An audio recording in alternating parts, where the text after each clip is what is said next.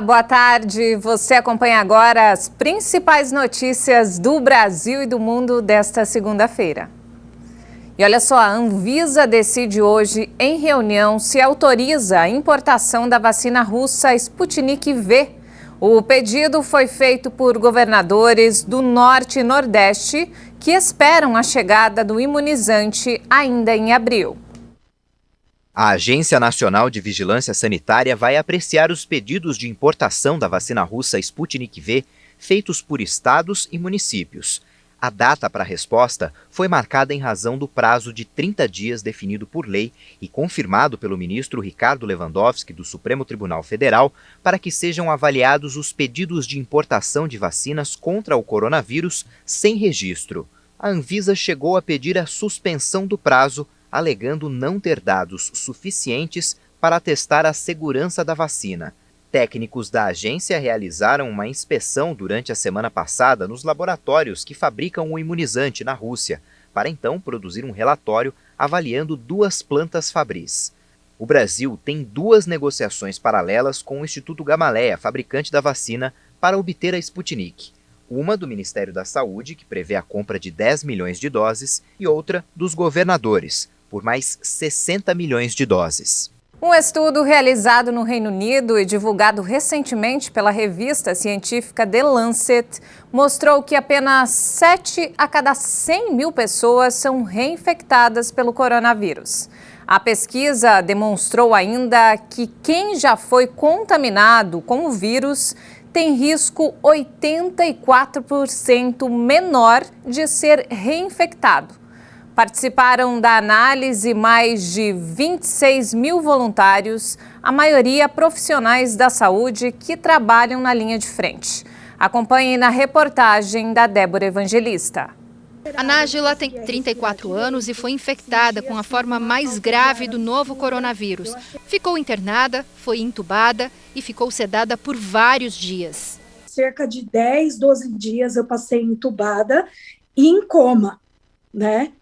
Também fiquei em coma e eu não respondia aos tratamentos, o meu pulmão não melhorava, nada de que eles tinham feito ali por mim estava dando resultado, os remédios não estavam dando resultado, tanto que o médico ele ligou para minha família e falou assim, olha, vocês acreditam em Deus? Porque o caso dela é muito grave, né? Foi quando eles fizeram o procedimento que eles chamam de Prona ou Proná, não sei pronunciar, e aí eu comecei a responder, comecei a melhorar, o pulmão começou a respirar um pouco mais. Você vivenciou o pior, né, do coronavírus, você tem medo de ser reinfectada? Todo momento.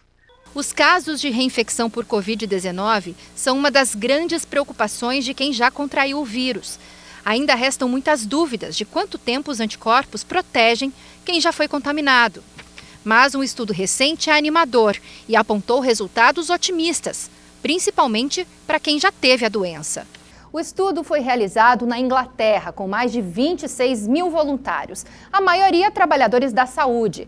A pesquisa demonstrou que quem já foi contaminado com o novo coronavírus tem o risco 84% menor de ser reinfectado. Os resultados mostraram ainda que num grupo de 100 mil pessoas, apenas 7 já contaminadas voltariam a testar positivo para a Covid-19. Ainda segundo o estudo, mais de 90% dos infectados com o novo coronavírus desenvolveram anticorpos cerca de uma semana após os primeiros sintomas e mantinham os anticorpos por ao menos 3 meses. A duração da proteção, afirma o estudo, ainda é desconhecida, mas as novas descobertas mostram que pode durar por ao menos 7 meses. Para este especialista, mesmo que o estudo inglês mostre menores chances de reinfecção em pacientes que já tiveram a doença, ainda restam muitas incertezas sobre a imunidade do pós-Covid. Ainda acredito que seja muito cedo para a gente, só com um estudo, a gente bater o martelo. Nós precisamos ainda que mais publicações apareçam em relação a qual que é nossa verdadeira imunidade porque nós temos que lembrar que nós ainda temos sérias dúvidas em relação à imunidade de rebanho natural, sem a imunização.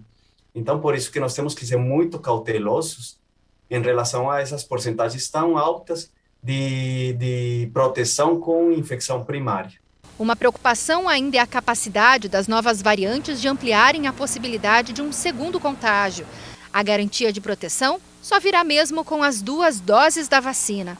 Para especialistas, mesmo com resultados favoráveis do estudo inglês, ainda é muito cedo para relaxar as medidas contra o novo coronavírus. Nós ainda temos uma taxa de transmissão muito alta, nós nunca conseguimos manter uma queda sustentada de transmissão de casos para evitar todas essas questões de mutação, de transmissão e de infecções graves, não? Que é o nosso grande problema também.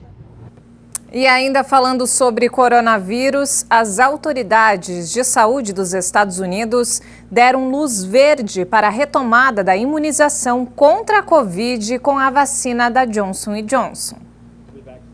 A medida ocorre após especialistas recomendarem a retomada. Em 14 de abril, começou a suspensão da vacina após alguns casos graves de coágulos sanguíneos entre os milhões de americanos que a receberam. O painel de especialistas decidiu por 10 votos a favor, contra 4, pela recomendação de suspender a pausa. De acordo com dados divulgados nesta sexta-feira, das 3,9 milhões de mulheres que receberam a vacina da Johnson & Johnson, 15 desenvolveram coágulos sanguíneos graves e 3 morreram.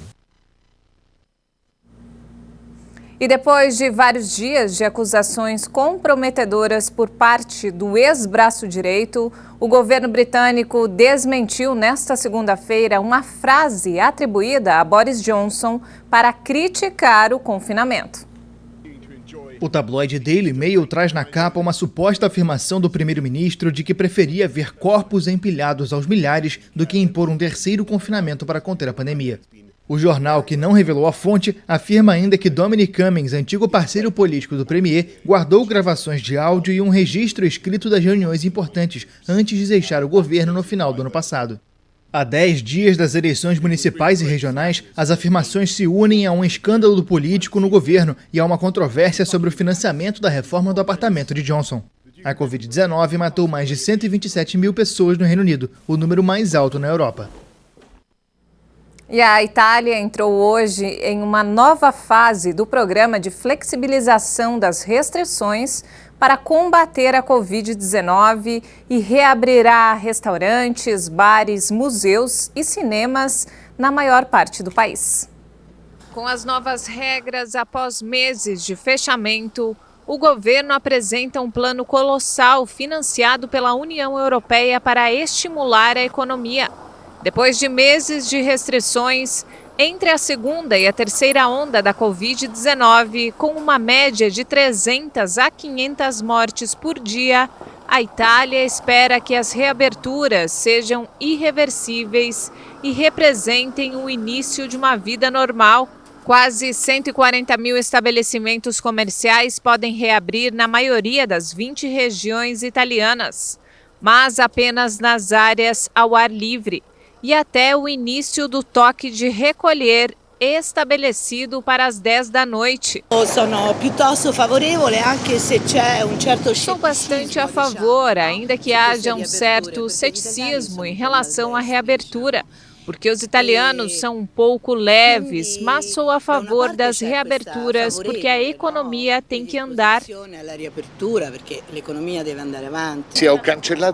Limpei minha agenda, estou lotado de museus, restaurantes e bares. Não vou ficar parado.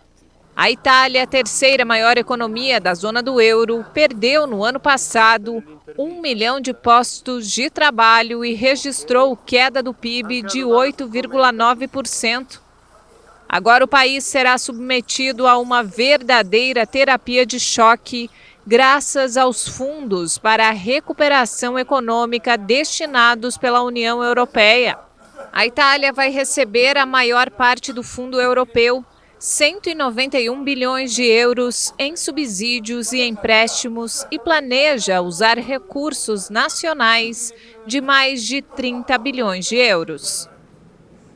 E não temos mais tempo, essa edição fica por aqui. Mais informações ao longo da nossa programação. Um ótimo dia para você.